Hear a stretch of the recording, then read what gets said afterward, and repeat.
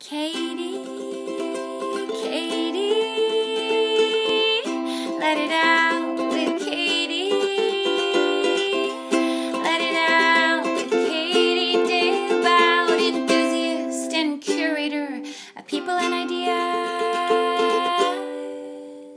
you need to hear. Welcome back to the podcast. You are listening to Let It Out, hosted by me. I'm Katie Dalebout, and if you are listening for the first time, welcome. Each week I talk to fascinating, creative, interesting people that inspire me, and we have these really long-form conversations where ideally we forget we're recording and we just let out whatever we need to, and it's my favorite thing I've ever done. I say that every week, and I really completely mean it. I've been hosting this podcast since early 2013, and honestly, I was pretty lonely, so I started listening to a lot of podcasts, and eventually I was like, hey, I could do that. And I studied broadcast journalism, so I had a bit of a background in this, but not much. And at the time, back then, podcasts were very new. It was pre-Serial, and not many people even knew what they were, but I loved them. They made me feel less alone. I really felt like I got to know the host. I wanted to become a host more than anything in the world, and eventually, cut till now, I did, and it exceeded any expectations that I would ever have had for what a podcast could be. It has allowed me to make so many friends from all over the world that I would have never met before, through the guests and the people who listen to the podcast, and it's taught me so much.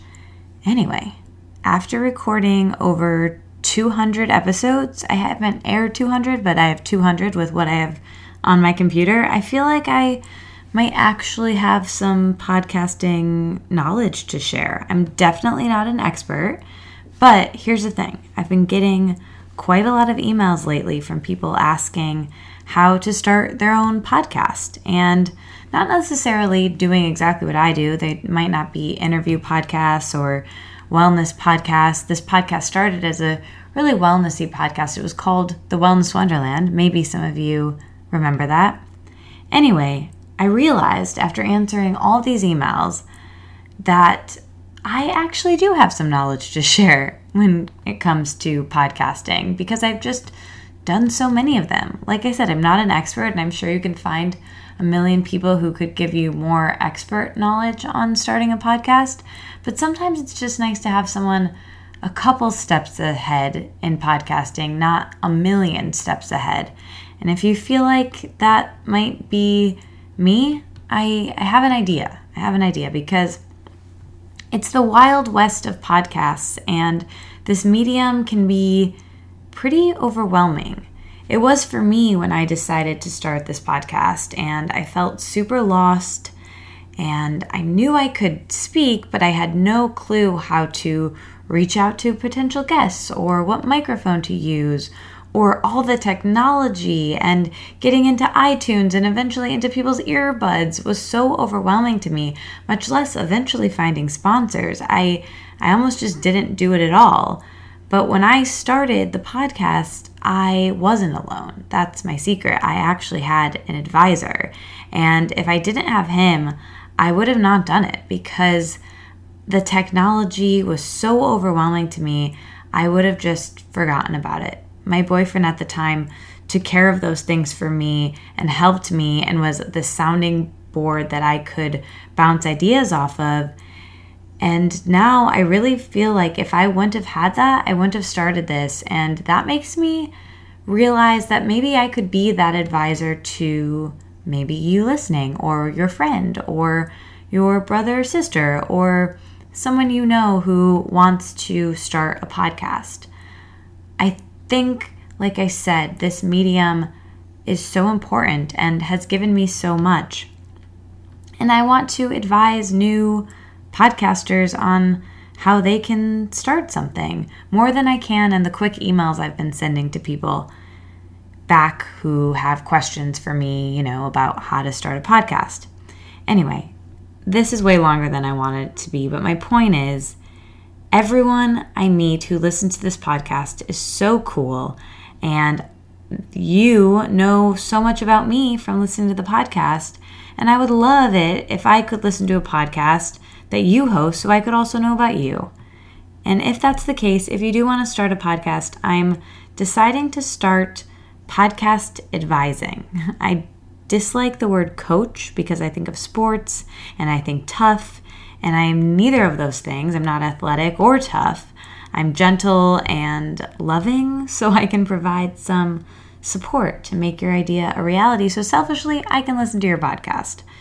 This is all about me. Anyway, I'm not even ready to launch this now, but in the next couple weeks, I just want to gauge interest on, when I say launch, it's just going to be advising, just like a financial advisor. I want to advise you on your podcast. If you think this is something you might be interested in, just shoot me an email, katie@katiedelebout.com. Amanda, if you don't know Amanda, she's the producer of this podcast. She makes everything run, honestly. She's my advisor. Anyway, her and I will get back to you with details on this, but just let us know if you want to start a podcast, are considering starting a podcast, just want information on this, let us know and we will get back to you with information. Okay. All right. Speaking of information, today's podcast guest, Jamie Mendell, gives us a lot of information. She's someone who I connected with years ago. We actually met in person a little over a year ago. And now that I'm in New York, I hope to hang out with her quite a lot because you'll hear in this episode, there's some inside information that Jamie may not be staying in New York for very long. Anyway, we had dinner at my favorite place, Dimes, last week. Ever since that dinner, I've been so eager to listen back to this episode and put it out on the podcast for you to listen to too.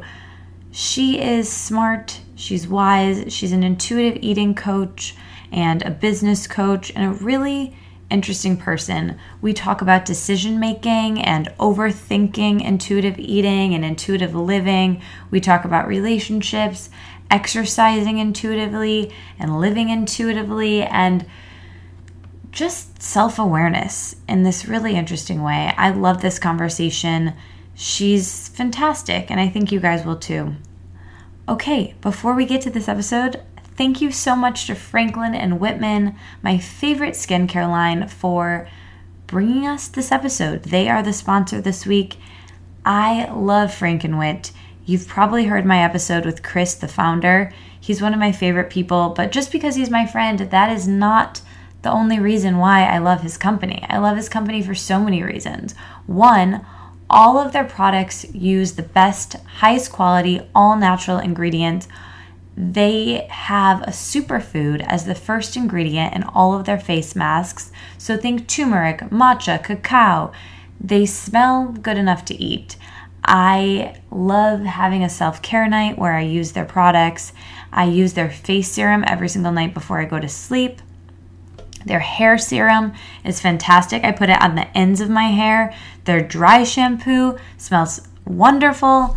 I think you guys will really love them. If you haven't tried out Frank and Whit yet, give them a try. Let us know what you think. Use the code Katie at checkout for 20% off your order when you give Franklin and Whitman a try. That's Katie, Katie, for 20% off your order. They're great. They're all natural, plant-based, preservative-free, cruelty-free, and 5% of their earnings goes to animal rescue. How amazing is that? Check them out. Again, that's Katie, Katie, for 20% off your order. Thank you so much for listening. Email me if you want to hang out about podcasts, and enjoy this episode with Jamie. Talk to you after with the emoji. Bye. Day then? You were traveling. Are we on this right now? Yeah, we just go. Okay. We've been recording since I walked in. But you were traveling. I think when we tried to originally schedule this, and then I was traveling, and we finally made it happen. Or have you been most of the summer? I can't even remember where I was. Your hair is beautiful, by the way. Thank you. Beautiful hair. It's like kind of gross right now. My summer's been crazy. I started a new relationship toward the beginning of the summer, so that was like, it's just been a whirlwind. So exciting. That's been really exciting, and so there's been a lot with that, and then I've been on like a few trips. Where was I? I don't even remember. That's like the pace of my life right now. Yeah. I feel the same way. I have that. We'll get into that. But... Oh, I know where I was. Oh. I was leading a retreat in Santa Barbara. Oh, that's cool. where I was. Yeah. So I led a retreat for entrepreneurs out there. So I did a whole week in LA, like a few days in LA beforehand, and then led the retreat in Santa Barbara. Oh, amazing. Yeah. Well, my best friend from Michigan came to your retreat a couple months ago with Livy. Amanda Duran. Oh, yeah, the one that was last year. Yeah. She came to the first one. Yeah. So this was like the second version of that. Yeah, exactly. Yeah. And I was going to say, we have so many mutual friends and so many friends of mine who have either worked with you or like are friends with you or have collaborated with you. It's really like a small world. Yeah. Yeah. And we met a couple years ago when I was in town for my book launch, like 2 years ago now. And then now I live here, and we've been like trying to hang out and do this, and now we can do all of it. It's so exciting that you're here now. I know. And we're far, but we're on the same side of Mendell. Yeah, if you were on the west side, yeah, it'd be a lot harder to get here. But like, it's really not. It was today, but it's really not. Yeah. Okay, so I've been really liking starting this podcast in the present. So what have you been realizing or thinking or contemplating or overthinking, if you're me, like in the last like today or this week or this month, but as recent as you can? My boyfriend is likely accepting a job in San Francisco, and we're both I'm also moving. No! So, I'm like, so excited, I know. But we have to hang out lots of time. But not right now, but toward the end of the year. Exciting. So it's been like on just... your mind. That's been everything, really. And then that, and then also I launched Master Your Life, which is my group program that I launch every fall. I launched that yesterday. So that's been like everything these last few days. That's a lot. And so it's been a very busy week and a lot on my mind and just a lot of big things and a lot of big conversations and a lot of big decisions. And it's been super like awesome and exciting and like stressful, but like exciting stressful, you know? And just I feel like I'm at this point where everything in my life is very up in the air and like changing, but like I'm just very like calm about it at the same time, which is kind of crazy. But it's been a lot of big things. I think that really shows the work that you do and how well you take care of yourself. And you have for so many years that like a storm can hit, but you're not shaken, really. That's exciting. So I want to get into are you from New York? You've been here for 6 years. I've been in this apartment for 6 years. I've been in New York for 8.5. So where did you grow up? It's been a while. Connecticut. Okay, so mostly you've always Connecticut. Been on the East Coast, really. Where did you go to school? At Emory in Atlanta. Okay, so you went to school to the South. Kind of far away, but you haven't lived on the West Coast yet, but you've been doing kind of retreats there. So is that somewhere that you've been wanting to go even if he hadn't gotten the job? Yeah, I mean, it's funny, I went back, I was looking through my emails last night, I knew that I had had like some conversations with people throughout the years about San Francisco neighborhoods, and because I'd gone and visited, and I was looking through my emails, and I found these emails from 2010 when I was convinced I was moving out there. So I had just moved to New York, and I was like a year into my finance job, which is what I first did when I moved out here. And I had written these like long emails to people out there, just explaining, like just family friends I knew and people I knew, just saying, I don't think that New York's right for me, and I think I'm going to start my health coaching career out in San Francisco. And like I had all these email exchanges going back and forth. I really felt like I was going to move to San Francisco, and then I ultimately didn't. And then it was always on my mind, and then LA was really on my mind. I've really liked LA in recent years. I never used to think I'd like it, and now I kind of really do. And I have a bunch of friends out there. You know, there's a huge entrepreneur network out there. And then this past year, I almost moved to Seattle. I was very close to moving to Seattle, and then I ultimately decided I just didn't want to pick up my life and move across the country by myself.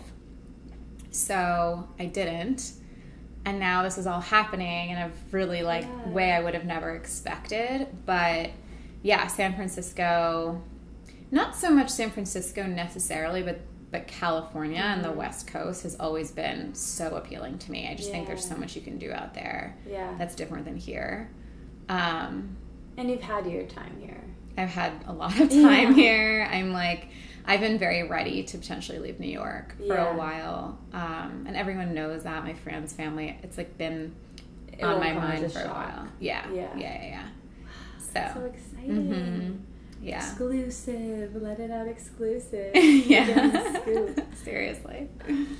Okay, you mentioned that you did finance before you started your business. So when you were in school, how did you decide to study finance? What did you want to be when you grew up as a kid?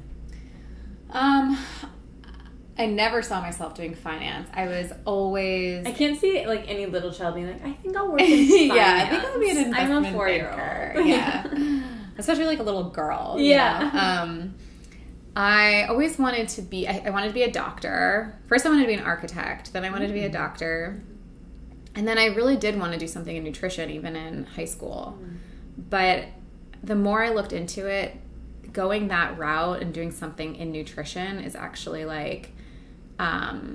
it's just complicated to kind of figure out what to do within that field. And I always just found it really daunting to figure out what to do. And so I ended up, when I was at school, I went to college. I was pre-med my freshman year.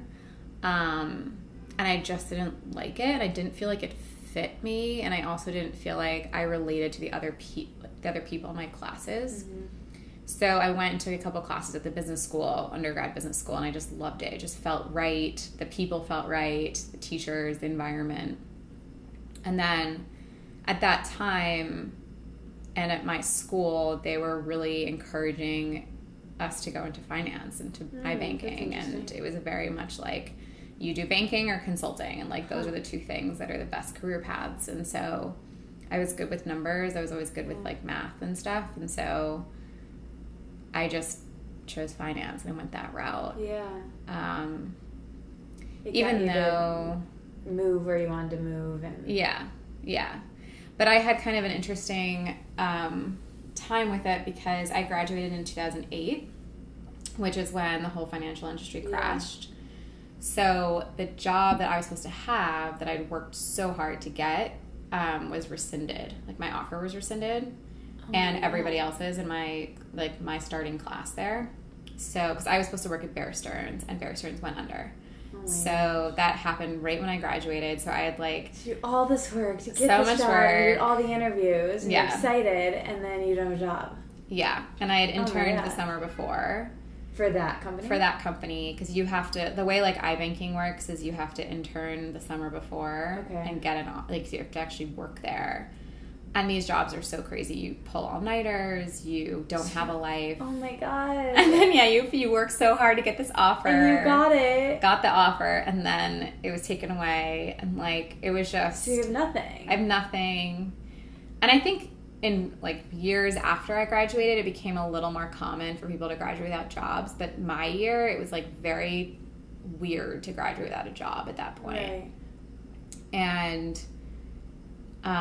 it was awful. It sucked. So what did you do? Did you move home? So actually I was so stressed. I had probably some of the worst couple of months of that I can remember during that time, just feeling so lost, not having any idea what I was doing. I was also, that's the time when I was really struggling with food, and I was emotionally eating and binge eating crazy because I just had no idea how to deal with my life. Yeah, me too, actually. The year I graduated from college, interestingly, I don't have a similar story at all with the job situation, but I graduated in 2012, which was a couple years still in the midst of that. And same thing, just not knowing what I wanted to do, and the body stuff, as you know, like, it creeps up when something's wrong with your life. Exactly. So I think that's just like a tumultuous time after college for anyone, and you're like basically a child, so you're trying to figure out. Anyway, I related to that, but go on. Yeah, I think it's so scary to just feel like you don't know what you're doing with your life. It's just like so unsettling to feel that way. Yeah, and every other point in life, you know, after kindergarten, you go to elementary school, after elementary school, middle school, right, and then after college, like, it's really uncertain. And uncertainty, I think as humans, we're constantly trying to control, and then when we can't, or you tried and you couldn't, it's scary. Yeah, exactly. So we turn to, like, controlling food, which, like, we can't. And exactly. And it's also, I remember feeling at that time that no one could figure it out for me. Like, I distinctly remember feeling that way, of almost like wanting my parents to just figure it out for me, or wanting someone else. And there's these moments, and I experience this all the time today, where it's like you have to make these big decisions and no one can tell you what to do. Like, you can get so much advice and so much guidance, but at the end of the day, you're so responsible for your next move in your own life. And I think I just remember that being one of the first times where I just had to figure so much stuff out on my own, and I just did not know what to do. So I ended up actually going back to my summer camp as a counselor. Oh, cool. Because I was so stressed, and I didn't know what I wanted to do. And my mom actually came up with this idea. She was like, why don't you just take a summer, like, go back to your camp that I only went to for 3 years. I wasn't like one of those kids who went to camp every year. And just, like, check out for a little bit and get some space. Smart. I know. It's one of my mom's, like, best moves. And she's not really like that. My mom's, like, very, like, forceful. And so for her to be like, go to camp and check out, I don't even know where that came from. But I ended up going to my camp so last minute, became a counselor, worked in the, like, ropes course department, was a counselor for the oldest girls, slept in a bunk all summer. And I was outside every day, and I just got to, like, calm my mind down. And it was really what I needed. I just kind of got to, like, just take a step back. Yeah. And I did a lot of reflecting when I was there. And then I came back from that summer, and I just felt refreshed, and I felt ready to look for jobs and figure things out. And so I ended up going back to Emory as an alumni and went to their career fair. So it was all, like, students that were there, and then me as an alumni, and I ended up finding the company that I worked for there. So it all kind of worked out. Oh, cool. Yeah. So then you find a job, and now you took the time, and interestingly enough, it kind of sounds like you took some time for self-care that summer. Mm-hmm. And then you find yourself a job and get to New York City. Did you always want to live in New York? Did you come here often as a kid? I came here a little bit as a kid, but I remember feeling so strongly when I graduated that I wanted to be in New York. I was like, I don't even care what I'm doing. I just want to be there. Yeah. I don't even know why. I think it's not like I always worshipped New York when I was little. I think I knew a lot of people that were coming here, and for whatever reason, I was just so pulled to being here. Yeah.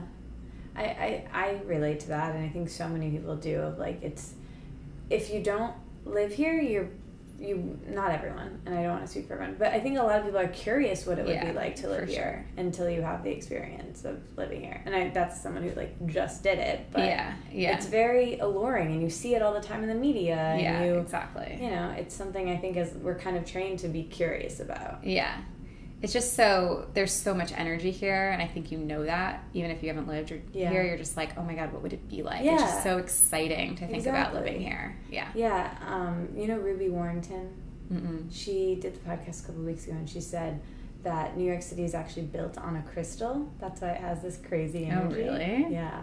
Whoa. It's interesting. Okay, so you get this job in finance. You finally get to New York City. What was your life like then? Are you, like, so happy? You feel like everything is, like, kind of falling into place? How did you make friends here? What was work like? So I lived in the East Village, 2 blocks from where you are. Oh, cool. Yeah, so I was down there. I lived with... What street? 6th, between 1st and 2nd. Cool. I lived with my 2 best friends from college. Amazing. Yeah, so we had a 3-bedroom apartment, very small, but, like, awesome. And I actually got put on a team at work. I was not expecting this, but I got put on a team that covered our clients in the Southeast. Okay. So I traveled like every week for work. So it was such a different lifestyle than I was anticipating. So were you like on the road Monday to Thursday? It was less, it was more flexible than that. Okay. So it was like, yeah, like most consultants would be like Monday through Thursday, but mine was like just different places every week, different time frames. Because consultants usually do like the same. It's more consistent. Yeah. But in this case, I had control over my own schedule. Oh, so I could plan all my own trips, like figured out which clients I needed to go to. I could, just go to Atlanta, or I could, combine trips and like bounce around to different places. So it was kind of cool because I had so much control at a really young age. And I also got to travel. But again, like backdrop to all of this, huge struggles with food. Yeah. And I just look at those years, my biggest memories are just around my struggle with food around that time. And then traveling, it's so hard, especially in the South. It's like not, a lot of the cities were hard to find like healthy food. And I was binging. It was messy. Yeah. Until I started to heal my relationship with food. And then I started to actually really enjoy the travel because I didn't have like these issues around food anymore, so I could actually have fun with the food down there and like going out to eat and all that stuff. But it was taxing, and I had a lot of fun those years in New York. Living with my friends was great. Yeah. Can we get into the food stuff a little bit now? Yeah. So what was going on at that time? What was your relationship to food growing up and your body? And, what was it like with your family? Are you an only child? Do you have brothers and sisters? I'm the middle. I have a brother and a sister. Okay. So is this something that was part of your life as a kid? Or, like, how did you realize that it was something that was messing with the rest of your life? So, my stuff with food was mostly stemmed from... I was always praised for my body as a kid. So I was naturally thin and athletic, and I just had like lots of random comments about, I having a good body. Boys are like, we've ranked who has the best like body in the class and like stupid stuff like that. Yeah. And it was just kind of, I never really cared that much, but it was just, those little comments add up and you start to form this identity and you start to feel like I'm praised for my body, and that must be a good thing, I guess. That's where my worth must come from. Yeah. Yeah. And then you start to like clench to that. Yeah. Yeah. Exactly. And then my body started changing just through puberty and stuff like that, normal things. As it does. Yeah, in high school, and I kind of just remember freaking out about that, being like, oh, I'm not as thin as I once was. I have extra, like curves and things on my body and like boobs and hips and and of course looking back I had nothing to worry about, but at the time I kind of internally freaked out and started. I also, though, at the same time was really interested in health and like naturally loved being healthy, and so I kind of started dabbling in diets, but not so much from a punishing perspective, but like, oh, my body's changing, maybe I could be healthier. And I also really like this kind of stuff. So I did like my first diet when I was, 16, and then it really just spiraled from there, where it's such a slippery slope. It's such a slippery slope. I mean, as soon as you turn food into what you should and shouldn't be eating, and good and bad, and you start trying to control your weight and your body, it just all spins out of control. So, and then on top of that, I definitely had an emotional eating issue where I was cheated on by my boyfriend, my first real boyfriend in high school. And I was 16, so that same year. And just didn't know how to deal with it. And so, and my parents, they're awesome, but they weren't really so good at, oh, you're having a really hard time, let me talk to you about it. It was more like, we don't like seeing you upset, so can we like get over this kind of thing? And so I didn't really know how to handle my feelings, and there was a lot of that. So it was kind of just this perfect storm of trying to control my body, diets, not knowing how to handle my feelings. And as you get older, things get more complicated. So the next 10 years were basically just binging, restricting. Yeah. My weight was fluctuating constantly. Really low self-esteem. I just really didn't like my body, didn't feel good in my skin. Yeah. It was just like internal torture. Yeah. I understand every word of that. Yeah. So was it when you were working in finance that you realized that this wasn't working and decided to see it differently? And how did you start to shift out of that cycle? So I remember one day during college that I found the book Intuitive Eating, and I tried it at that point. This is when I had that internship at Bear Stearns that I mentioned, the really crazy one, and I just couldn't do it. I always think of, do you ever watch that show Suits? I've heard of it. I haven't seen it. Well, anyway, it's about like lawyers, but I'm picturing the internship being. It's probably like that. Yeah, if anyone's if anyone's listening and has watched Suits, I'm visualizing the part with Lewis and the interns. Okay, go on. So I tried intuitive eating, and it just didn't work for me because you really have to commit. You have to commit, and the whole premise is eating when you're hungry, stopping when you're full. I mean, that's like really simplified, but which you've ignored for 10 years if you've been dieting. Exactly. And I had such emotional ties to food that I just remember one day at that internship being so overwhelmed and upset that I just ate a whole box of chocolate Teddy Grahams. Like I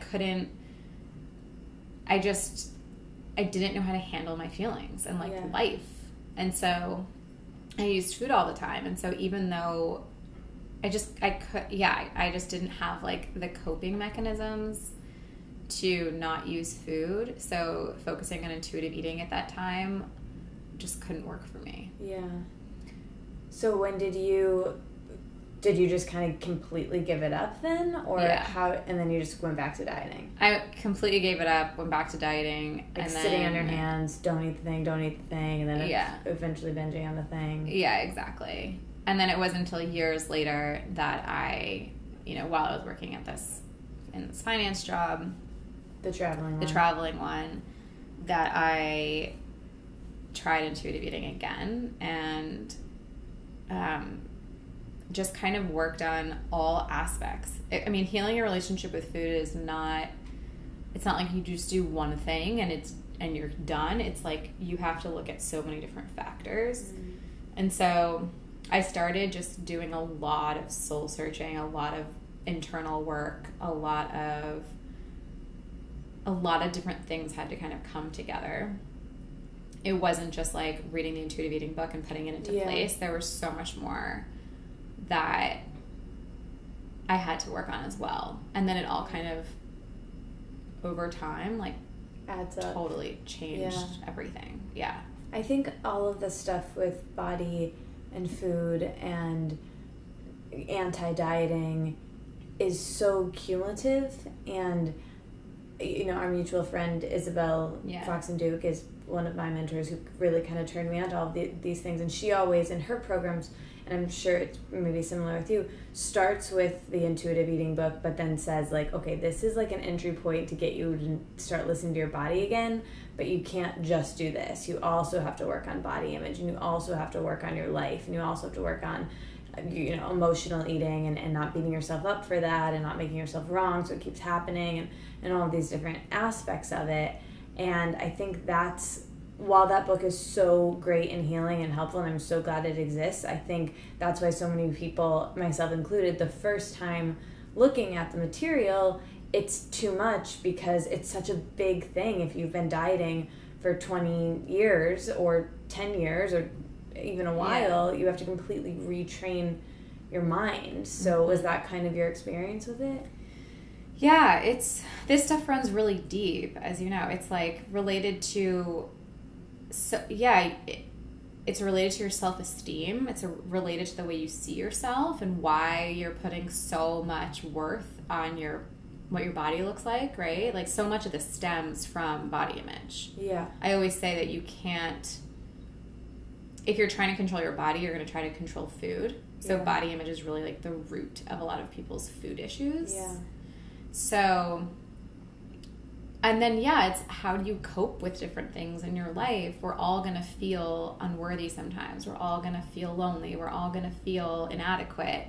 How do you cope with these things? Because so many of us either use food or we use the control of our bodies to try to get rid of those things. Like, if I lost 10 pounds, I wouldn't feel unworthy. That's not true. We all feel it. You know, Right. If I lost 10 pounds, things would just be easier. I wouldn't feel insecure.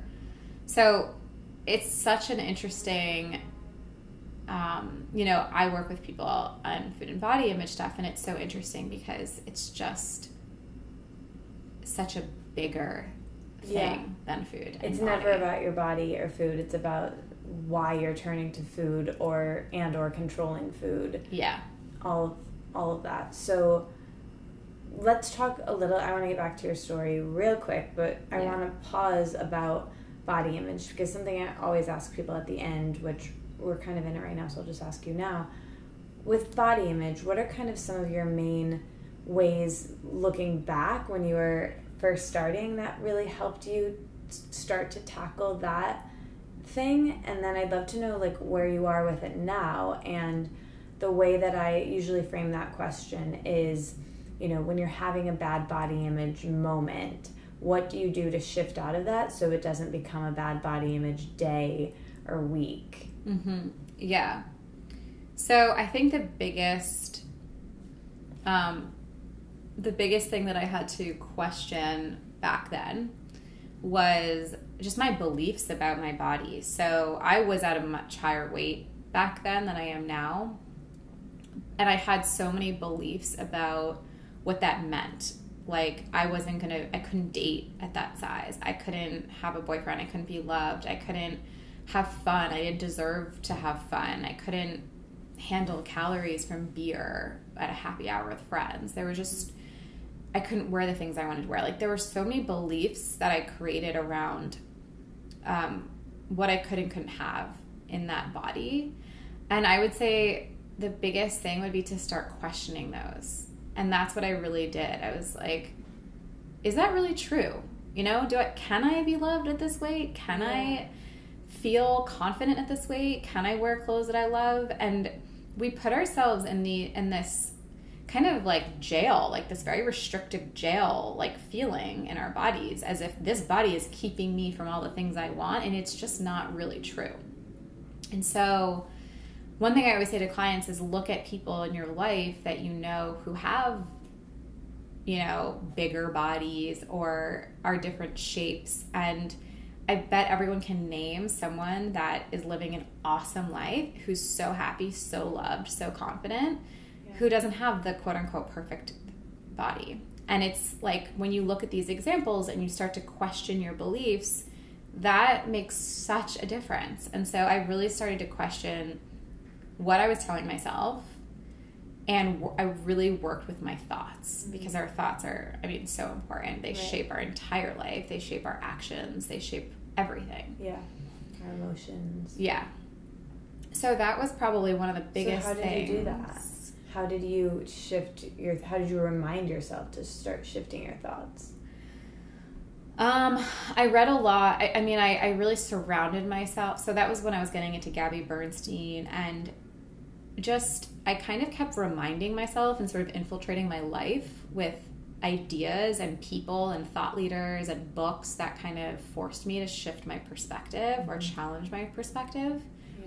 And then I also started, I always tell people to try on a new belief and just see what happens.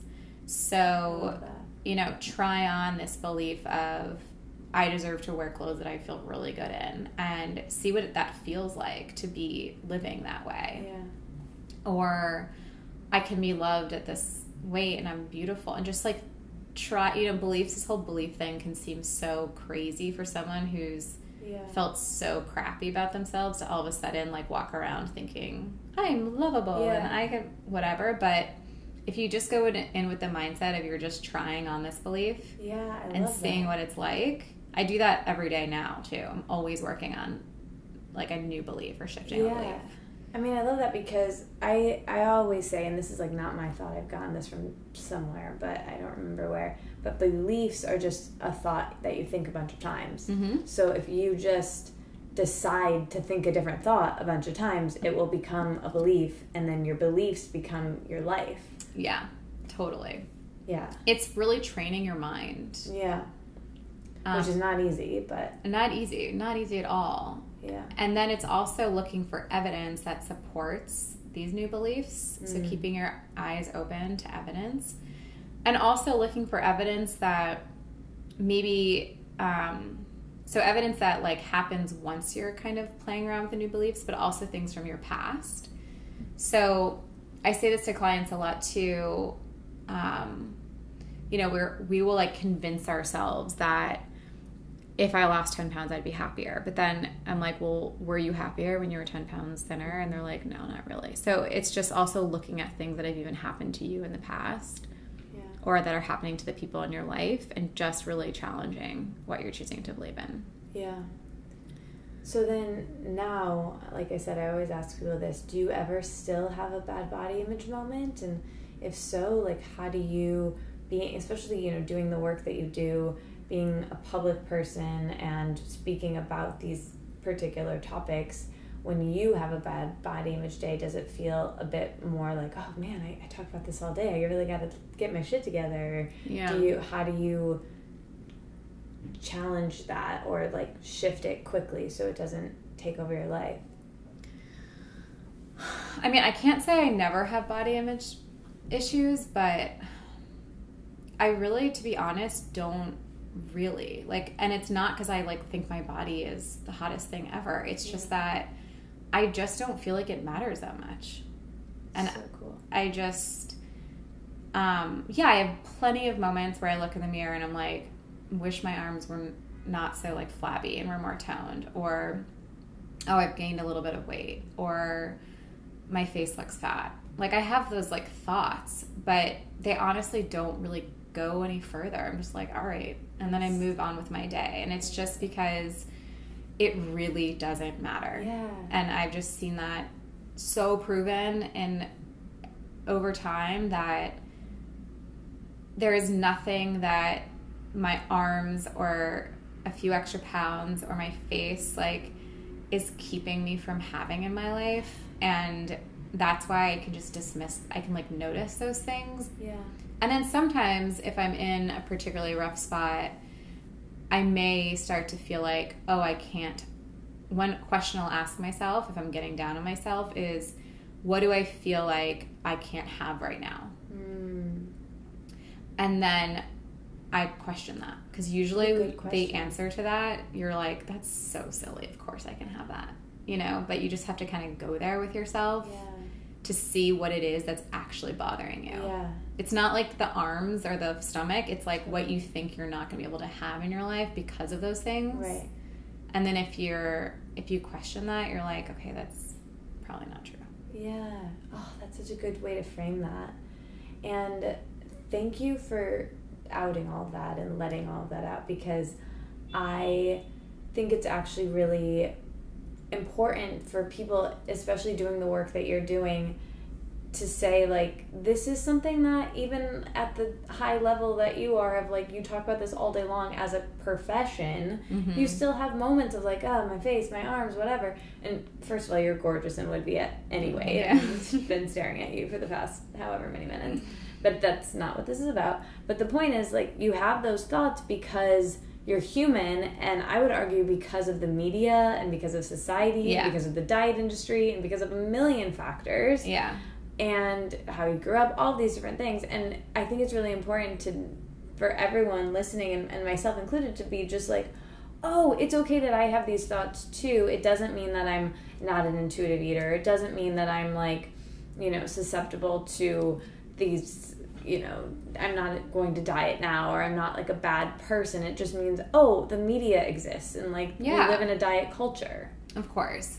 I think we actually have to get really, part of self-care is how do we handle those thoughts? It's not eradicating those thoughts. I don't think that should be the goal, is like never to have a thought about our body not looking the way we want it to. I actually teach people, of course you're going to have those thoughts. That's normal. But what do you do with those? How far do you let that take you? Yeah. Because in the past, one of those thoughts would have led me down a really different path of like thinking I wasn't, good enough, and then dieting, and then binging, and blah, blah, blah. And now it's like, I have a thought, I can understand where it's coming from, and I can understand what I need from myself in that moment. Mm-hmm. So I actually told this story at a retreat that I ran, that I just thought of.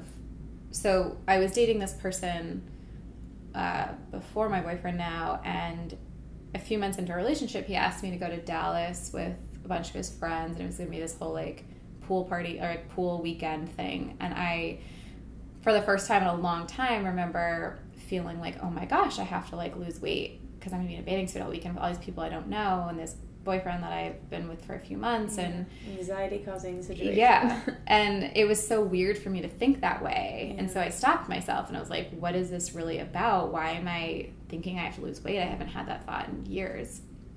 And it was because I felt like I wasn't going to be accepted if I looked a certain way. And so what I really needed was not to lose weight, but to just spend time with myself, validating myself, right? And validating that I'm okay. And it was like I needed to almost mother myself in that moment and soothe myself, because my like ego was getting attached to needing all these other people to accept me and what I thought I had to do to have that happen. So I would encourage people to just pause and kind of be able to go through that process a little bit with themselves of like, what is this really about? Yeah. What am I afraid of? Yeah. I think one thing that brings that up for people, and it sounds like maybe that was part of it in this situation for you, but I know for me this used to a lot more and still does from time to time, but comparison to other people, and even to your past self. And I think one thing that is really challenging too is that with the diet industry being so pervasive and diet culture being so pervasive, and honestly the wellness industry, which I love a green juice as much as the next guy, I get it. However, it can get the line between wellness and diet can be really blurred and thin. And with that, there are so many, being in the field that you're in, and just in the world that we're in, and the city that we're in, there's so many people that we admire who are, in the spiritual community or the wellness community, but think very differently and act very differently when it comes to this one issue. And even though you might agree with them on, A through D, like the rest of the points that they're making on, or the language that they use around dieting, or the way that they just set an example is really pretty diety. How do you handle not necessarily just your feelings personally on, not comparison really, because I'm sure you can put blinders on and just kind of like live in your own lane, but how do you handle your feelings around what they could be doing to people who are maybe where you were 5 years ago, or clients that you're working with who also follow other people in the industry or in the world and see that and then are like, well, I really love what they're saying and I see them doing that, because that's something that I would do. I would just look at someone who looked like they were living a really happy, great life, and I was like, I'm just gonna do whatever she does. What does she do to work out? What does she think? I'll just do that. Exactly. And I realized that like we're all different people. So how do you? I don't know if that kind of makes sense. Yeah, it definitely does. I mean, I see all that obviously out there, and like, it makes me So my take is that I don't know what would work for everybody. So it's not like my way is the right way and their way is the wrong way. I definitely sometimes, like, when I see that stuff, I cringe a little because I just know that that's the kind of stuff I used to follow when I was really struggling. What I was wondering. Yeah, and there's probably so many people who are just, oh, she's doing this, let me do this, and they're just probably on the same cycle that I was on. Right, and it contradicts, intuitive eating or what you are teaching. Yeah, exactly. But I kind of am just like, well, that woman who's watching that and going and following that, and if she's on the same path as me, she kind of has to go through her own path to, like, find something else or find someone like me or someone that believes something different, if that's right for her. So and for all I know, maybe that what that person is teaching is really good for some people. Some people love structure and diets and do well with them. I don't know. I mean, I don't know that many, but, like, could be. So, like, I've even had clients sometimes who at the beginning of our work together, before they're, like, really in, they will kind of panic in the first month or two and say, like, oh my gosh, this just feels too scary to, like, not have a plan. Mm-hmm. And I support them in, if they want to go and, like, try out something else, I'm like, okay, like, you should. If that's what's, like, pulling at you, then you should go do it. Because I can't, like, force myself onto anybody. Yeah. And, 9 times out of 10, I mean, this has only happened a few times, but, like, they always come back because they realize, like, that didn't work for them. But I always try to support people in just their own journey. Yeah. Because you have to be ready for You have to be ready. The whole you have to want it. Yeah. If you don't want it, like, there are so many times where I wasn't ready for it. Yeah. I mean, you said that too. Like, that was your whole thing with you tried it once too, and went back to dieting. So, I mean, I think the thing that sometimes just makes me sad, and I wonder how you feel about this too, is that there are so many women and people in the world that just don't know that there's another option, and will go to their grave not living their life as fully as they could be because they're focusing on making their body their entire masterpiece. They're sitting on their hands, they're like you with the Teddy Grahams, or on this cycle, and they might do it successfully, in quotes, like manipulating their size and shape on the basis of dieting all their whole life, but then they miss out on the richness of life because it's like another career. Like, how do you I think there's a lot of women. I think that's a lot of people, which is so sad. I think most women are struggling with food in their body in some way. And 100%. I think, honestly, I feel like a small percentage of them break out of it. Right. And that it's really sad. It's a real issue in our world today that so many people are on this diet roller coaster in some way. It take the world to shift? Because I think even in the past few years, I see, and maybe it's just in my little bubble, because in my little bubble of, like, my friends and my people I surround myself with, of course there are people who, like, this kind of goes right over their head and they're dieting or they're controlling in some way. But for the most part, I really try to surround myself because I'm so susceptible to this myself. Right. It's just easier and more fun to be around people who aren't controlling and are normal eaters or intuitive eaters. Right. But for the most part, the world isn't like that. But I do think it's shifting, I hope.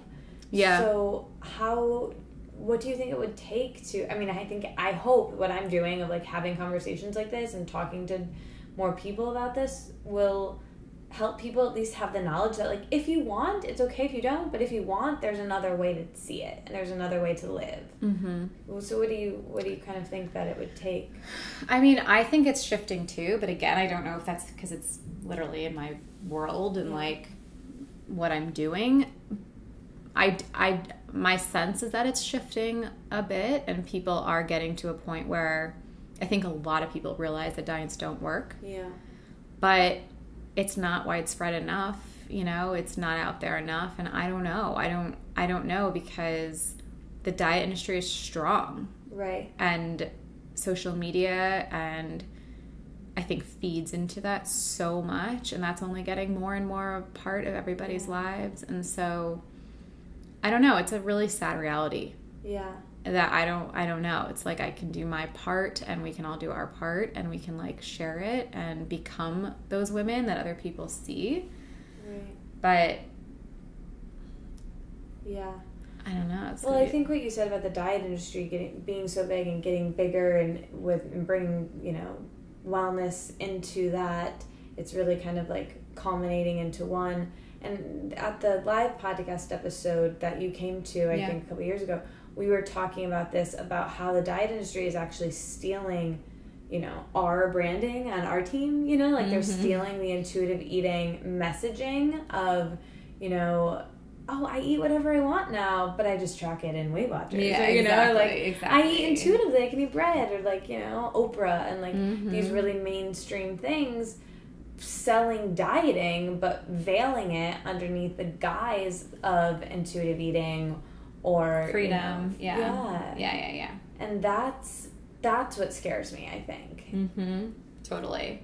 Yeah, it's so true, because I think that like there is this shift toward people not wanting things to be so rigid, so the diet industry is like adapting to that and trying to make it seem like our programs are free, but they're really like, you know, you have a lot of freedom, but it's really not like that. It's still a diet. Right. So yeah, I don't know. It's like, I feel so bad. I mean, I get applications for people who want to work with me all the time, and just emails and messages, and it's such a problem. Yeah. And it's like, thank God there's awesome people who are really, really devoted to this kind of work and helping women, but it's definitely out there a lot. Yeah. It's like, I just want to raise awareness for it, which I guess we're doing right now by like having this conversation. But I don't know, if maybe everyone who's listening, and that's the thing, it's like, I can't be like, everyone who's listening, tell someone who's dieting this, because that doesn't work. That's like counterproductive, and it's just like talking to a brick wall. Like, it's almost like I want people have to find it for themselves. I also think that a lot of people who hear that are like, oh, I can't do that. Right. That won't work for me. I can't do that. I hear that all the time, of like, they're so terrified of listening to themselves and letting go of the rules. Like, that is, for someone who's been controlling and restricting for decades, the idea of trusting themselves feels completely out of the question. And so I do think there's also a segment of people that know about this, but just feel like it is not for them. They can't do it, and they're too afraid to give it a shot. And of course, people are also afraid of, if I let go of all the rules, I'm going to gain weight. Right.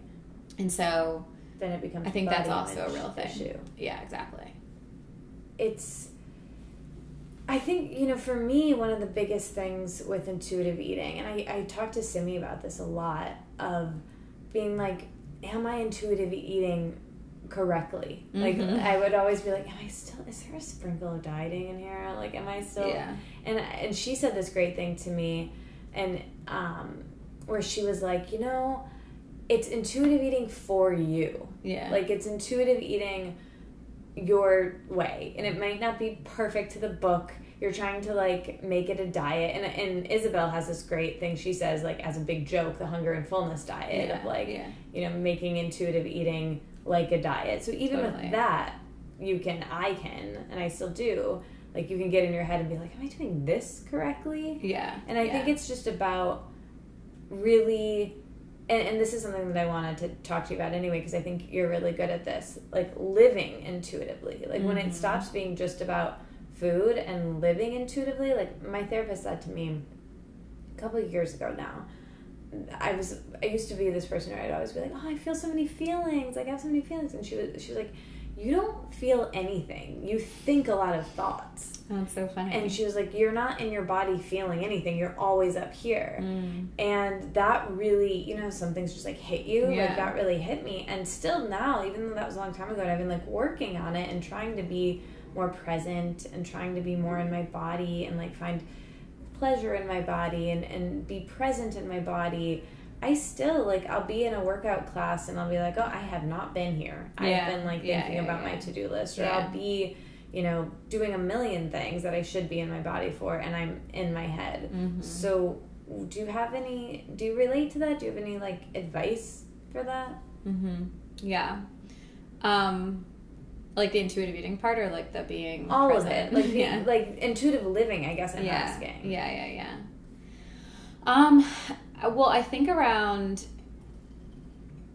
the relationship with food and intuitive eating, I think that people can overcomplicate it and be like, am I doing this right? Am I doing this right? And I think that at the end of the day, food should just feel easy. And if that means that you want to go out and have like 17 pieces of sushi because it feels really fun in the moment, like who cares? If it's a little more than your body needs, it should not matter. Yeah, it'll balance out. And I think it's just like, it should feel easy, and you should feel like you're generally taking care of yourself.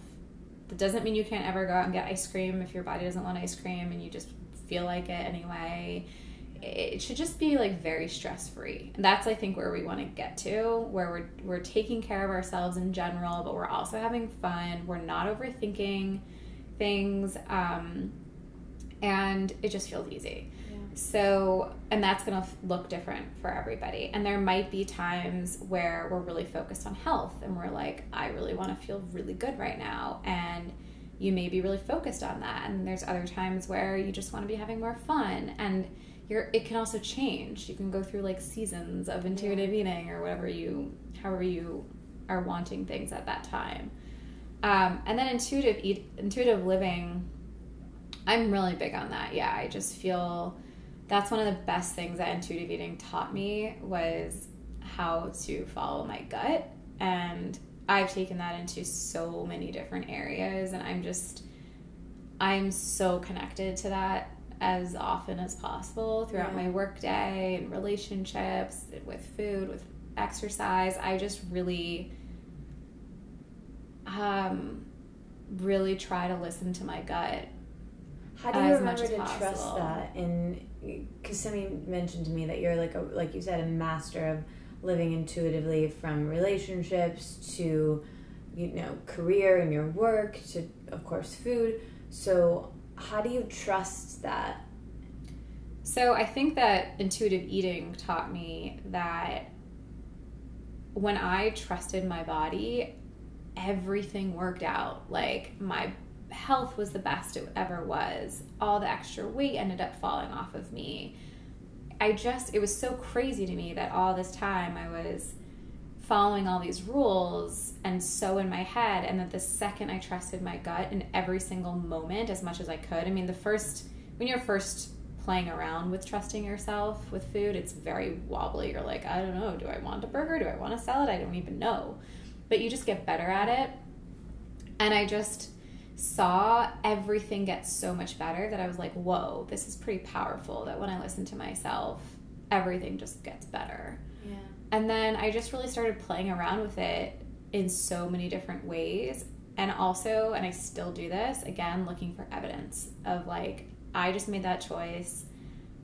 Perfect example, like when we were supposed to record a few weeks ago, and my gut was really telling me like, I can't do this tonight, like it's too much. And I emailed you and you were like, thank God, because I couldn't do it either. The next day, and I felt so bad canceling on you, because it had been a whole thing to schedule it, and and I was afraid it wouldn't happen at all. And here we are. And it was just, and that was me even practicing listening to myself even more from my not overcommitting like schedule perspective, which is still something I'm working on. So, and then in relationships, just, you know, every time I was like, okay, trusting my gut and saying something or doing something or making a decision, and just seeing that 99% of the time things work out. And you can play around with it in like small things about what you feel like wearing that day to huge decisions. And I think it's just, and then in my business, really trusting my gut and following the way I want to do something. Maybe it's not the way you're supposed to, but just the way I want to, and seeing that things work out too. It's just given me so much faith in myself and trust that that way of living feels better and usually leads you down the best path for you. I feel like we kind of went astray from your path and your story. So you're in the finance job and things start falling into place when you start intuitively eating and you start to actually enjoy the travel and enjoy your time in New York. When do you decide that you want to leave that job, and what was making that leap like and starting your own business? So while I was working, I went to the Institute for Integrative Nutrition, which just happened because I had a health coach. So I ended up having a year off after school in between summer camp and like starting this job because the market was so crazy. And I worked with a health coach around all my binging stuff, whatever. And she was an IIN grad. And she always said, I think you would love this one day. You should go to IIN. And at that point, I went not necessarily to become a coach, but because I was still struggling so much and I wanted it for my personal benefit. Yeah. So working in finance, went to IIN on the side, graduated as a health coach, really didn't know what to do with it. Didn't really want to be a coach. Then I was promoted to the position that I'd always wanted at this company. Did that for a year. And then I kind of just hit my ceiling where I looked around me and I was like, I don't want any other position here. I don't want to move up. Mm-hmm. I was, at the same time, I had started a food blog just for fun. It was a New Year's resolution to cook a new recipe every week. And so I started blogging and posting a thing every week.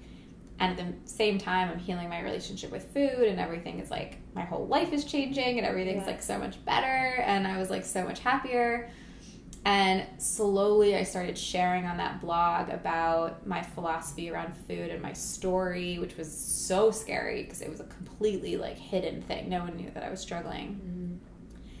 And I just got all this incredible feedback from the internet, people around the world. Thank you so much for sharing your story, and I'm going through the same thing, and blah, blah, blah. And I realized everyone's struggling with this stuff. And I feel like I've solved this massive puzzle in my life, and I really want to help people. And so I eventually, it's everything came together. I had the IIN degree. I had this blog that had given me somewhat of a platform, not huge by any means. Right. I was feeling so awesome in my life that I just had to help people. Yeah. So my plan was to go get my master's in nutrition because I felt like I needed to get another degree. So I quit my job, went back to get I took a bunch of prereqs to go back. I was going to go back to Columbia, get my master's in nutrition. Mm-hmm. Ended up deciding I didn't want that or need that. And then I started my business 6 months later. Was it scary to quit a full-time what kind of things were you telling yourself of, I've got the job and the benefits and the 401k and the consistency to being essentially a freelancer? Yeah. What were some things that you did at that time to make yourself feel okay when you're losing a lot of control? I mean, it was so crazy. I'll never forget that time in my life. It was thrilling. I felt like I was literally on cloud nine. I felt so excited. I felt like I was going on this giant adventure, but I had no idea how I was going to make it work. But I had confidence in myself. I knew that the model worked. I knew that I'd followed other coaches for years now. I knew that they were full-time. I knew that it could work somehow. And I just saw this open opportunity of there's so many ways, so many things you could do with this. You can do coaching. You can do be on TV. You can do podcasts. There's so much to do. And I just had no clue how to do it, but I just felt like I could. But yeah, it was so scary. Those first few weeks, I felt so naked. I was like, oh my God, you just wake up every day, and I didn't have to turn my BlackBerry on and and check my email, and the company that I was working for just went on without me. Right. And it was so bizarre. It's an interesting feeling. It was so weird. Yeah. And then again, I just kind of followed my gut, and I just was like, okay, what's the first thing I want to do? What's the next thing I want to do? Whatever. And I remember like putting out my very first like $40 little course, the Intuitive Eating Challenge, and curling up on this couch, a different couch, but in this exact spot, and like crying because I felt so vulnerable that I put myself out there to like 100 people on my mailing list. And like, you know, those things are so scary, but you just kind of build. Yeah. And I had some savings, not like a lot, but I had enough that I wasn't going to be like on the street. Which I think is important, because if you're like freaking out about money from day one, it just totally like impacts your ability to create anything and think straight. Right. And I also took a part-time job teaching kids cooking classes at the very beginning downtown, and I only did it for a few months because then my business started getting busier, but I just like made it work. It was fun. I was so excited. Yeah, that sounds really exciting. Yeah. You said there's so many different ways that you can do this and grow this, and you're such a beautiful writer, and I kind of spent a lot of time with you today on your website going through some things that I read so much. It was very helpful to me, but you talk a lot about self-awareness in your writing, and my book and all of this work actually, but my book about journaling in particular is really the tool that I use most for self-awareness and getting to know myself better. And like I said, preparing to speak with you, I looked back at this post that you had about self-awareness and the importance of it. But why is self-awareness such a key for all of this? And what are some of the tools and things that you've used to get to know yourself better? It's a good question. Yeah, I mean, I feel like I used to not know myself at all. I didn't really know. I would never have said that I was someone who knew myself. And it's just so important to know what you need, what your insecurities are, what your triggers are, how you work best, how you operate best, what like self-care you need for yourself. I mean, I think to live a life that feels really good to you, you have to know what you require. Yeah. And you have to know what fills you up. You have to know what's hard for you.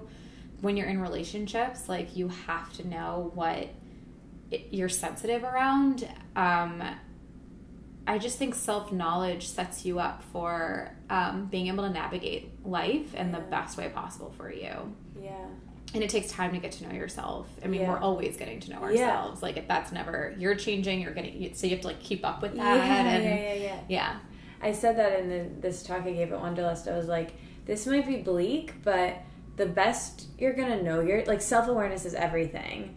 And I'm constantly trying to get to know myself better. But the best I'm going to know myself is right before I die. Mm-hmm. Like, exactly. And then you're dead, you know? Like, you're never going to, that's the best you're ever going to get. Yeah. And I love what you said there about relationships, because relationships are just putting a mirror up in your face of like and my boyfriend like asks a lot of questions. Like, he just like asks me a lot of questions, especially because he's just trying to get to know me better and how to like handle me. And I can be a lot sometimes. And sometimes when he asks these questions, I just don't know because I don't have the self-awareness developed. Yeah. And then sometimes I'll sit with it and I'll answer and I'll be like, oh, I see what was going on there. Yeah. But I can't in the moment, like, I can't just come up with it. Totally. And it can be frustrating and I can feel kind of like stuck in myself. But I love how you said that, of like, that's why we have relationships, to get to see ourselves, I think. Yeah. Ideally. Yeah.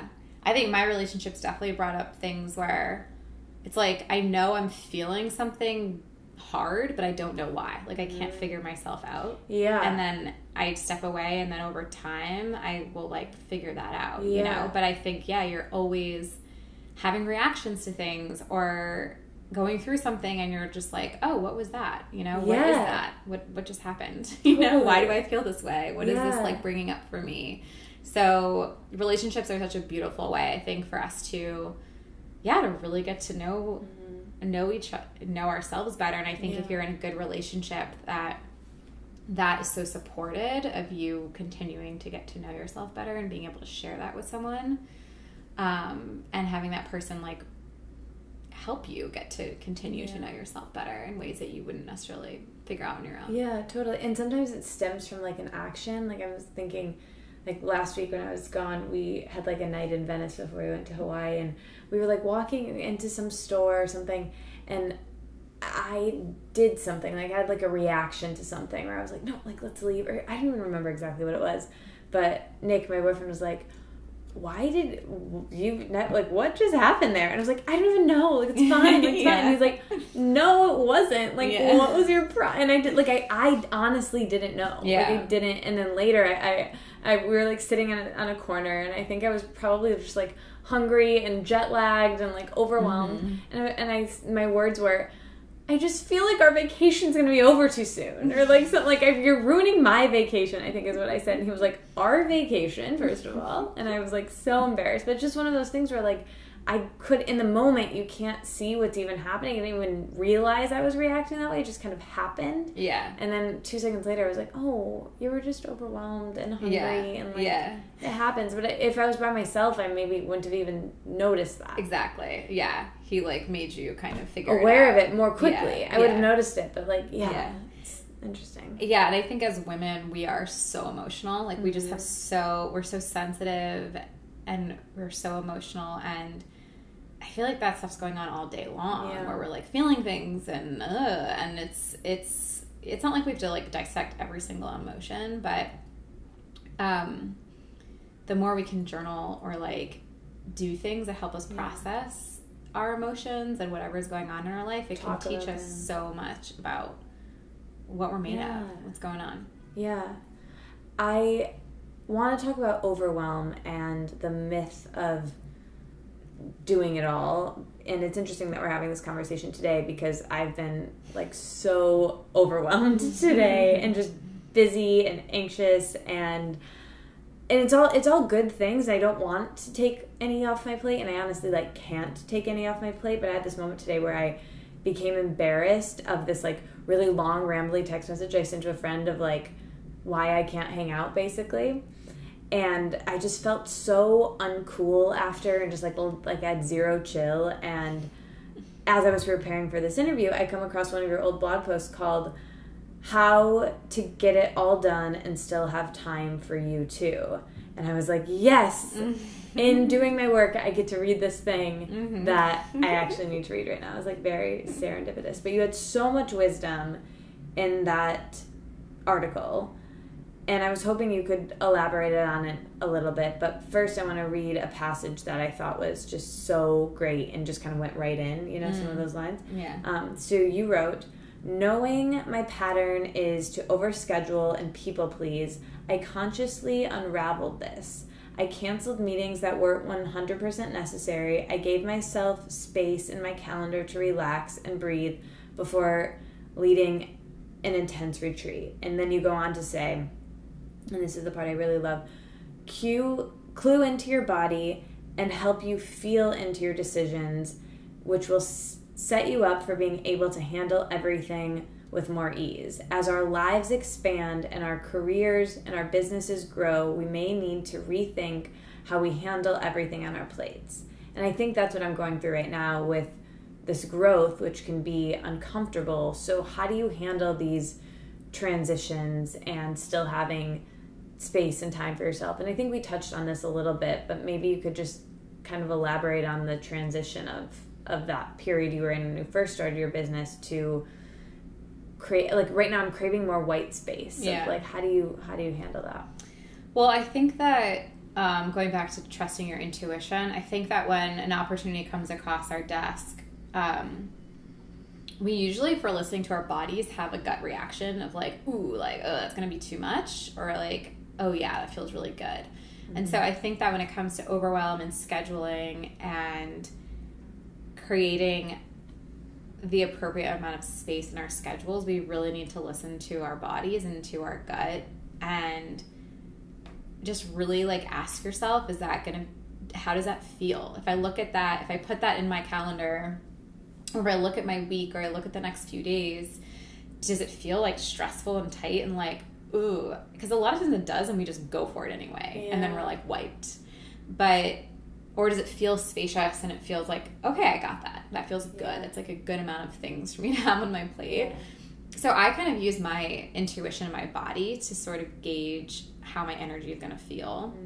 And then it's also just kind of knowing, like just really being able to, going back to self-knowledge, just being able to anticipate your needs. Like if you're coming back from a big trip, or you're leading up to a big trip, or right now I'm going through a launch, I clear out my schedule like big time during a launch, because I just know that even though I don't have, I mean, first of all, I have a lot of work, but it's also the mental stress is just really high. And so I just don't have enough energy for as many other things. So I think it's just self-knowledge, listening to your body and your gut when you're figuring out your schedule, and like actually listening to that. Yeah. I think that's such good advice for just decision making in general, because I think that's something that I struggle with, and I think especially being in New York, it's amped up a lot for me, just because I'm making so many more decisions on a given day. There are 1 million places I could go work from, or eat, or ways I could transport myself places, or like the ways I could spend my time, that it's taking so much of me, I think. And there are some times that I make decisions and I am so in my body like this, I am so glad I chose to take this walk right now, and I am so happy I chose to come work here and I got out of the apartment or whatever. But there are other times where I'm like, ugh, I could have gone here, I could have gone there, like I don't know, and like it can just be paralyzing sometimes. Do you ever experience that? Oh my God, I'm not the best at making decisions. Like I can be really good if I have a gut feeling. But yes, I just, these last few, so I was launching my program, and I was really caught up on the price, because I changed the price between the last couple of years and this year. I knew I was increasing it, but I did not know what to increase it to. And I made myself almost sick making this decision. And it was just crazy. I would like step outside of myself, and I was like, you're nuts right now. Like, just choose a number. It's not the end of the world. I mean, I do that with like the jeans I'm wearing and like the coffee shop I'm working from. I do it a lot. And I think that, and I was actually talking to a client about this today, that I think we think that there is one right solution and that it's our job to find it. And it's like a game of like, ooh, are you going to like pick the right one? Where does the universe want me to go? Yeah, exactly. Where's my intuition really like guiding me toward? It's kind of like what you're saying about intuitive eating, like trying to overthinking it. Yeah. I think there is definitely a point of overthinking decision making and thinking like we're supposed to be like listening to the signs and being guided toward one, and I don't know. Like there I think are many people that many places we could be happy working from. Exactly. Like, sometimes just make it work. I think at some point you just have to say, okay, if I don't have a clear gut feeling on this one, I just have to choose and go. And I think sometimes we will have a clear, like you said, this one or that one, but I don't think we can expect to have that every single decision. That is like really what I needed to hear today, I think, because like I said, there are times where I'm so happy and sure, and nothing feels better than that. Like that is just a good feeling. And I think for me to expect that every time, it doesn't feel good when I'm unsure, and when I'm like, oh, could it have been this one, or maybe I should have gone with the other one. Like, and it might not be a clearly wrong decision, but it's not a great one. Like maybe I could have done better. But then I can just be like, well, there's tomorrow, and that's fine. And like, doesn't mean I'm going to always make the wrong decision. Like, that will happen. And it's I think when I started intuitively eating, and I still sometimes struggle with this now, like, I used to put so much pressure on every meal to be either delicious and amazing, because it was, like, needed to be, quote, worth it, or it was, like, really healthy and, like, made me feel really great, and or was, like, a mix of both, ideally. Like, but some meals are just, like, meh. But it's like there's another one tomorrow and every day after that, So I think it's the same thing with life.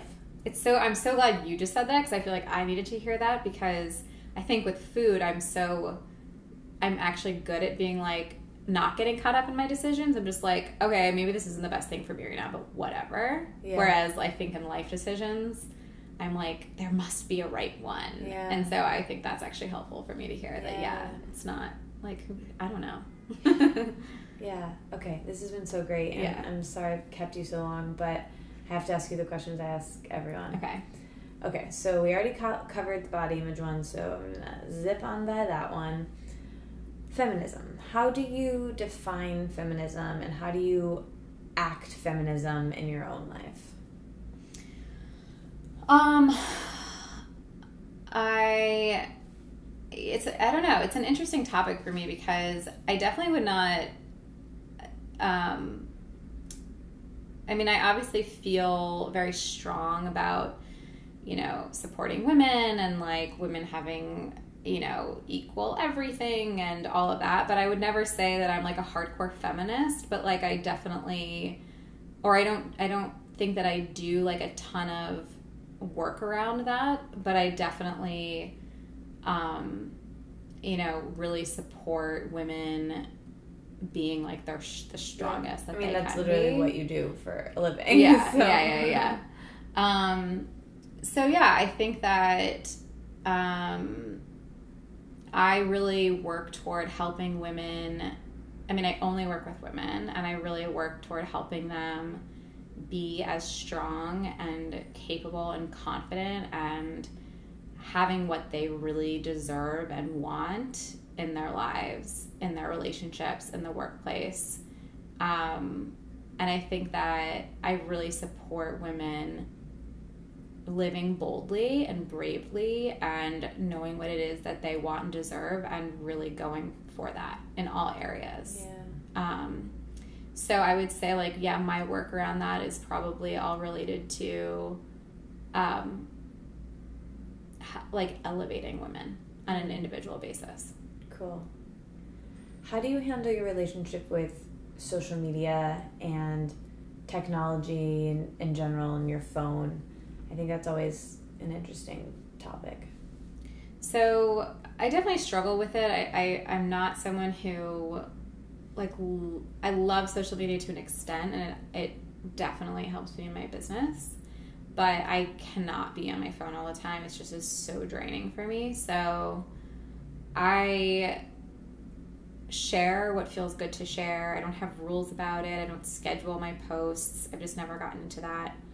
And in terms of what I follow, I don't follow that much. I just can't. I don't have the energy for it. I follow some things that I feel really light me up and I love, but I don't read a lot of blogs. I just don't consume a lot on social media. I do some, but just not a lot.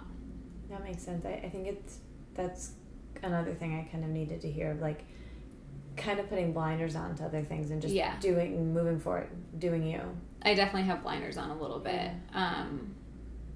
It just doesn't feel good. I just notice if I'm sitting there just like scrolling through things, I just feel like icky. It just doesn't, I'm like, this is not serving me. This is not really doing much. There's a lot richer ways I could be spending even these 15 minutes. Totally. And sometimes I feel unconscious when I'm doing it. Like I heard someone say recently that scrolling is the new smoking. Yeah. And it's the way we like relax and tap out and cope with our feelings. Like turn to food, turn to your phone. You know? Yeah, exactly. We want to like tap out of life and not be present. Yeah. So yeah, it doesn't feel good. We mentioned how you're such a great writer, and as you know, I wrote this book about journaling, and so I always love to ask people about writing and journaling in particular.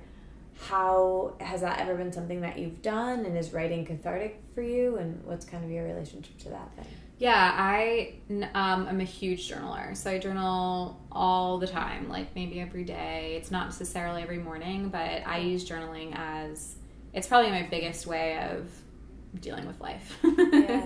Yeah, so I never used to be into it. I used to like want to be a journaler, and I could never get into it, and then I was going through a really rough breakup a few years ago, and it was like my lifesaver to just have my journal on me at all times, because it helped me work through really dark thoughts. And I do this thing where I journal to my intuition and back, or I journal to like God and back, or the universe and back. So I actually I picked this up somewhere, and it's my favorite form of journaling because I get like answers back and I get feedback and guidance back. So I use that. I use journaling all the time. I love that. You wrote recently about exercise in a really vulnerable, interesting way. And I think that's something much like food that people get so dogmatic about. So what is your relationship with intuitive movement been? Yeah, same along the theme of listening to your intuition. I really feel like when I'm forcing exercise, nothing works out well. When I'm listening to my body, I feel like my body feels its best. So my relationship with exercise, exercise in my life changes all the time. I'm never kind of like on a routine. I just do what feels good at the time. Sometimes I'm into SoulCycle. Right now I'm not. Sometimes I'm into yoga. Sometimes I like to go on walks. And again, I can't, life's been so busy these last few weeks that I haven't moved as much as my body definitely was asking me to, but it's okay. That's life, and you move on. And I just know that when things are a little more settled, I'll give that back to my body and take care of her a little bit more. But I try to still stay in tune enough, even though it can't be like 100%. Like this morning, I didn't have time to go to yoga, but I put my yoga mat down in here and just did 10 minutes of stretching. So even just little bits, even if I can't do what I really would be wanting to do for myself.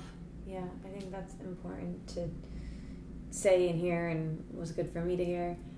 I always ask people about morning routines. So what are maybe the first 3 things you do when you wake up in the morning, and how do those affect how the rest of your day goes? So I really don't have a morning routine. I try every morning to do something that feels good, and I let that change every day. So I journal a lot, or I'll meditate sometimes, or I will go out on my balcony and just do some writing, or just hang out with a cup of coffee. Yeah, I know. Or I'll listen to like some songs, or I'll do some yoga, or I'll just, sometimes it feels really good to jump right into work because I'm just so ready. So I don't have like a specific routine. It's just I like to make sure that I'm conscious of what I'm doing, and that I'm either choosing to start work right away, or I'm choosing to do something else that I feel like I need. Cool. What about in the evening, at the end of the day? What are the last few things you do before bed? How do you shut down from work and get into life mode? Kind of depends on, if I'm by myself or not, or what I'm doing, but I really need chill time before bed. I can't just like go from something crazy to sleep. I don't work at night. That's a big rule I have. Like every now and then, but generally I really don't. Except for right now. But this isn't work. Okay. And yeah, I'll usually just do something like calming. Sometimes it'll be hanging out with my boyfriend, like doing whatever. Sometimes it's reading. Sometimes I definitely do journal a lot. I've really been into this lately, planning my day the night before in my journal. So the top 3 things I want to get done, making sure I've built in self-care, making sure my day just looks awesome for the next day. I love that too. It helps me get out of bed in the morning quicker. Because you're like, okay, I know what this day is going to look like. Yeah, because even if I have a lot of things I need to do or want to do even, it can just be feel so jumbled in my mind if I don't Exactly. I think that's been really helping lately, yeah. Okay, so these ones are quick fire, so just say the first thing that comes to your mind. But I'll warn you, they get harder as we go. God, okay. Okay, so favorite color. I like to warm you up. Blue. Favorite day of the week. Wednesday. Favorite hour of the day. 7 a.m. One thing you wish more people knew about self-care. It's a non-negotiable. Favorite part of living in New York City? Which is an interesting question for you right now. The excitement. the action. What advice do you have for someone moving here?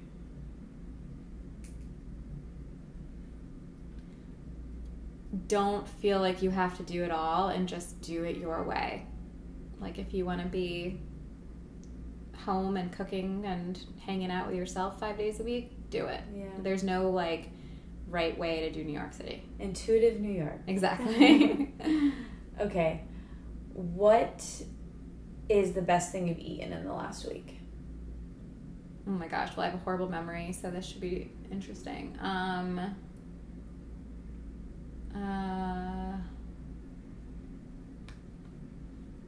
Or just something that was like pretty good that came to mind? This is so lame, but because I've been so busy, Sweet Green is across the street, and I've been getting amazing salads, and it's been saving my life during this time. I mean, they're really good. Yeah. Okay, greatest lesson on romantic relationships. I feel like this could be like a whole nother podcast. I think We can do that too. I would say 2, know what it is you really want, and don't be like, just really stand in that of like, I want this in a relationship, I want this in a person. And also just be vulnerable. Like, you have to share everything you're thinking and feeling, and like, it's so hard, but it's so important. Yeah. It's like the worst, and you cry through those conversations, but you have to do it. Greatest lesson on family. I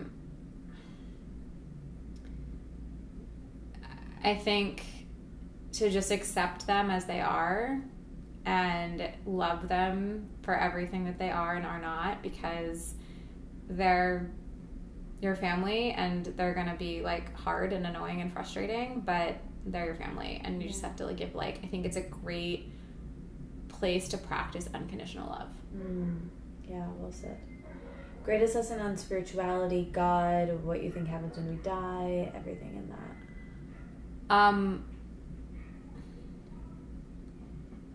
It's just been important to me to have some relationship to that, and I don't think it needs to be so defined, like, oh, these are exactly what I believe in. And I think it's just, it's important to find a general connection in some way to something bigger than you.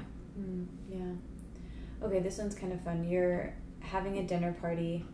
Who are some people, like a handful of people, that you'd love to invite? And what would you cook or eat? And what do you hope that the conversation involves? And what do you hope doesn't come up in the conversation? Mm-hmm. I mean, I don't know if I'm supposed to answer with like famous people, but I would. Whatever you want. If I had that, I would probably want to bring together like my favorite women in my life from all over the place. I feel like I know people like all over, and I would just love to curate a group of women that I've met in different places that are all very soulful and smart and interesting. And I love deep dinner conversation, like just interesting things. And I think a lot of times at dinners, those things don't happen. It's just you talk about like whatever. But I love when there's questions that make you go deeper. Yeah.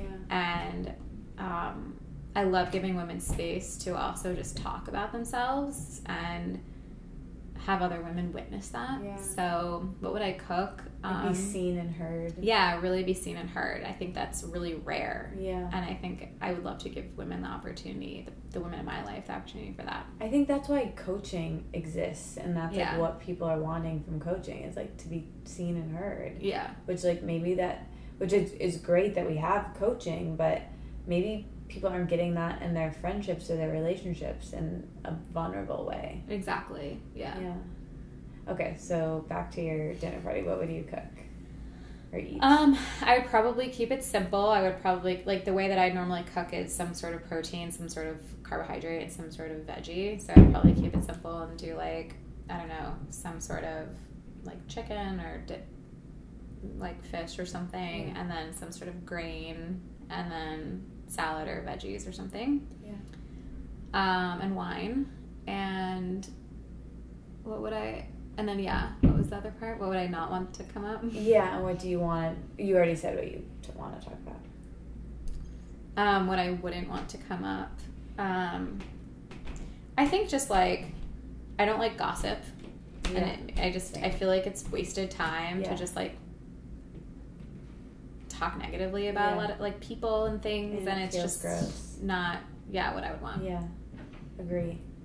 Okay, so this one, second to last question, is really just a way for you to recommend things you've been liking recently or ultimate favorites. So I usually frame it this way. You're trapped on a deserted island and you can only bring with you one book, one movie, one TV show, and one favorite food, and one piece of music. Did I say that?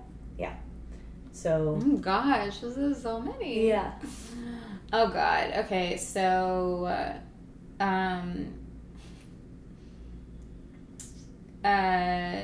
TV show, I would probably bring, I don't know, I don't honestly watch a lot of TV. I've been watching This Is Us lately. Have you seen that? Yeah. Yeah. I haven't watched this season, but Amanda and I actually watched last season together. Yeah, I don't know. I've been watching that lately. Or maybe something funny, but I don't know off the top of my head. And then a book, I would probably bring something like spiritual to kind of keep me like going. Is there one in particular that you really liked, or like an ultimate favorite you want to recommend to people? There's been a few. I mean, The Dark Side of the Light Chasers is one of my favorites by Debbie Ford. I give that to like so many of my clients. Cool. The Power of Now. I just find that really engaging. I could probably read that 17 times and still get something new out of it. Totally. Have you ever listened to it by any chance? No. His voice is very really funny. I'm sure that would be a really funny one to listen to. Yeah. Favorite food I'd bring, like your last meal food, or just something that you like really love. Probably something like Mediterranean with like lots of different dips and combinations that you can dip everything into. Yeah. So many combinations. It's like my favorite. That's really smart. That's really good for the island. Yeah. What else do we have? Music, podcast. Your podcast. This episode. No, honestly, I don't listen to that many podcasts, so I don't know about that one. And then music, Bruce Springsteen. Cool. Okay, so the name of this podcast is Let It Out, and as you know, do you feel like you let it all out? Did I wring you dry for all of your wisdom? Is there anything that you wish that I would have asked, that you wanted to talk about that you didn't get to? How do you feel? I feel good. I feel like this was really, it's nice to have a longer podcast because you don't feel rushed. It's just like, oh, we can just really talk and let things out. Yeah. So, no, I think this was awesome. Yeah, good. Okay. Well, I know you said you just had a launch, but there's ways that people can stay in touch with you on the internet. Obviously, we'll have everything in the show notes, but people can get on, you have like so many freebies on your website, and people can get on your email list. Do you launch other things throughout the year, and do you have like a waiting list if people want to work with you one-on-one? Yeah, I mean, the best thing right now would be the program Master Your Life.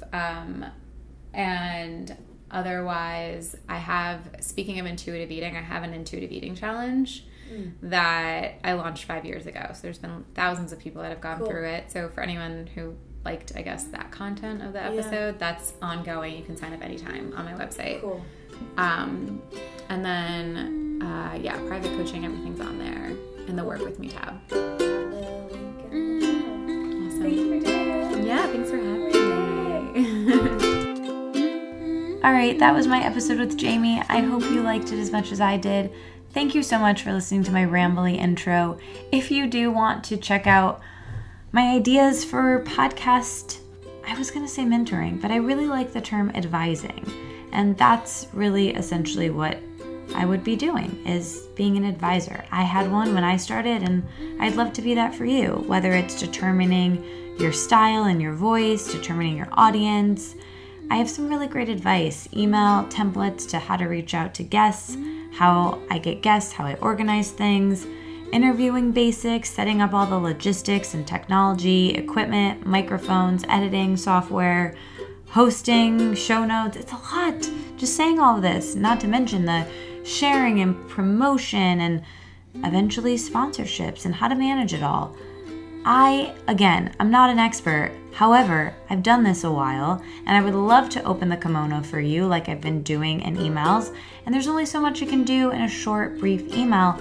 So if you want some more advice and would like to talk to me, email me. I want to gauge interest and see what this could be. And if advising is something that you would like me to do, I'm happy to do it. Okay, email me, katie@katiedalebout.com. Thank you so much to Franklin and Whitman for being the amazing brand that they are. All of their products are all natural, preservative-free. They donate 5% of their earnings to dog rescue. I love their face serum. I love all of their face masks. They have this great facial steam. There's a new one that has cinnamon in it. That is my favorite right now. We'll link that product in the show notes. I also use their hair serum every day. Can't say enough good things about them. If you want to learn more about them, listen to my episode with Chris, the founder. But until then, go check them out. Place an order. It supports the podcast. It supports dog rescue. It supports your skin. And you can get 20% off your order by using the code Katie. That's my name. It's also spelled Katie, and that's 20% off your order. Thank you so much, Franklin and Whitman. Thank you for listening. I love you guys so much. That's it. Just the one sponsored this week. I'm gonna go. I've got a bunch I need to do, but I just want to tell you that I love you. Oh, and the emoji this week is the peace sign. That's it. It's the peace sign. Jamie's really chill, and I hope I haven't used that one before, but that's what it is. So tweet at her, tweet at me, send her a message on Instagram. Let her know that you listened to this podcast and that you liked it. I think it would make her happy, and she's my friend, so you should do that. Okay, talk to you guys next week. Love you. Bye.